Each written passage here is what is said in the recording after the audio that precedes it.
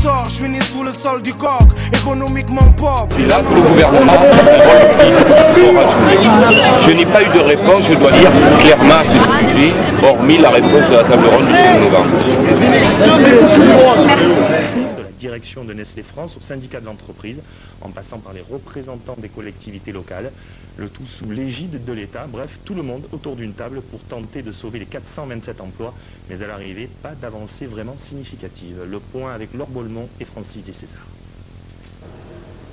En 5 mois de conflit, les syndicalistes de chez Nestlé n'ont perdu ni le sourire, ni la confiance qu'ils veulent avoir en l'avenir. Autant dire que cette rencontre avec la direction, arbitrée par les politiques locaux, leur a donné un nouvel espoir. En marge de négociations devenues difficiles, elle a en effet permis de renouer le dialogue. Nestlé, en quelque sorte, nous demande de discuter de la sauce avec laquelle nous devons être mangés. Nous ne voulons pas discuter de ça. Nous voulons discuter de solutions, y compris alternatives, dans le cas du groupe Nestlé, y compris avec Nestlé, pour maintenir le site. Maintenir l'activité et l'emploi sur le site, c'est aussi la volonté des pouvoirs publics, c'est du moins ce qu'a assuré ce matin le préfet de région. Il aurait même demandé à Nestlé de réexaminer la piste d'un repreneur, une piste jusqu'ici écartée par la direction. Nous en sommes, je vous le répète, à étudier la capacité de l'entreprise de rester ou de céder son activité à un repreneur. La troisième hypothèse, c'est-à-dire le plan social, ne peut être examinée que quand le livre 4, c'est comme ça que ça s'appelle, du Code du travail a été refermé, ce qui n'est pas le cas. Pourtant, la direction de Nestlé, déterminée à fermer le site, ne semble pas envisager de faire marche arrière, évoquant le reclassement des personnels dans d'autres usines du groupe, des promesses d'emploi auxquelles les salariés de Saint-Menet ne croient pas. Ils débauchent de partout, ils restructurent de partout. Donc quand Nestlé dit qu'il y a de l'emploi, c'est faux. Il n'y a pas de travail. Alors le travail qu'on nous propose, c'est pour combien de temps? Si c'est pour se retrouver d'un an au chômage, c'est pas la peine. Et puis on approche la cinquantaine, on a des enfants qui sont jeunes et qui sont au chômage, et nous on va trouver du travail? Il faut arrêter de nous raconter des histoires. Pour l'intérêt des salariés de Saint-Menet étaient inquiètes de leur destin. Donc nous sommes ici, nous voulons les voir, nous voulons leur montrer que leur destin, c'est eux qui gèrent, c'est pas vous. Messieurs Joanneau, monsieur Menvieille, monsieur Farner, j'ai toute la balle. On veut vous voir immédiatement. On est venu vous voir. Croyez-nous dire aux salariés du siège ce que vous êtes capables de faire. C'est des voyous. Vous êtes des voyous.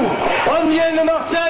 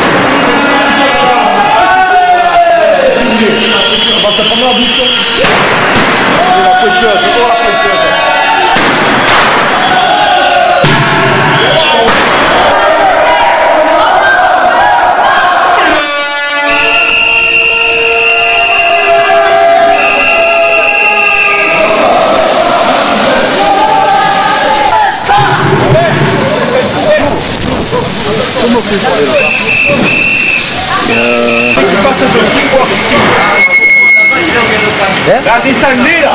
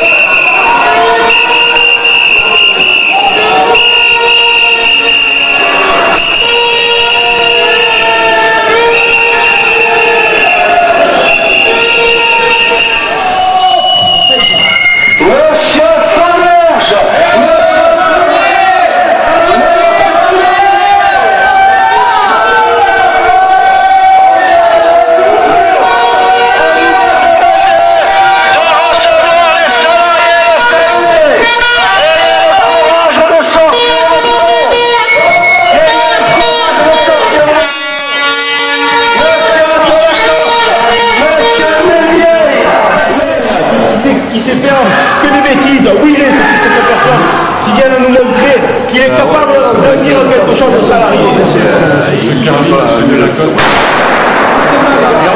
Après, il nous abandonne en Il vient de passer. Oh voyou! Oh voyou!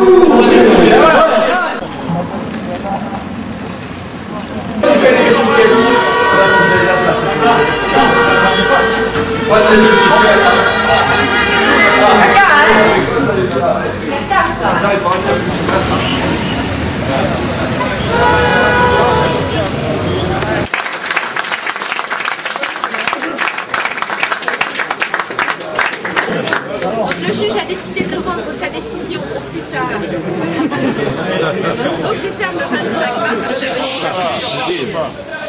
tard le 25 mars. Donc ça va nous poser une difficulté parce qu'on a le 22 mars, nous qui approche. Donc Nestlé, semblerait-il, nous ferait une proposition pour que le CCE ait lieu le 21 mars, qui est un lundi, ce qui nous priverait de faire une réunion préparatoire. Donc on appellera à partir du 18 mars, on va appeler le TGI tous les jours pour savoir quelle décision va être prise. Et à ce moment-là, on envisagera des solutions bien de mettre en œuvre. Votre point de vue alors, il faut surtout, mon point de vue, il ne faut surtout pas écouter les personnes pessimistes qui disent qu'on a perdu d'avance. D'accord? Je pense que le magistrat est un magistrat très compétent, qui a souhaité que nous plaidions par observation. Donc, qui ne nous a pas laissé plaider l'intégralité du dossier, qui nous a donné à chacun 25 minutes à 30 minutes pour nous exprimer. Et lorsque